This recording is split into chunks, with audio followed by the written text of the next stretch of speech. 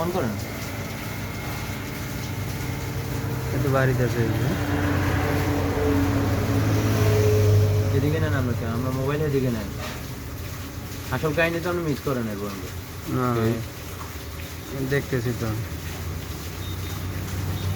আর একটু উড়ান, উড়াই যাবো। ক্যামেরা যেতে লাগায় না হলে আবার একটু আগে মারিয়ে দিতে হয় কি? এমনি তো খেয়াল করে না। গাড়ি এলাও খেয়াল করে না।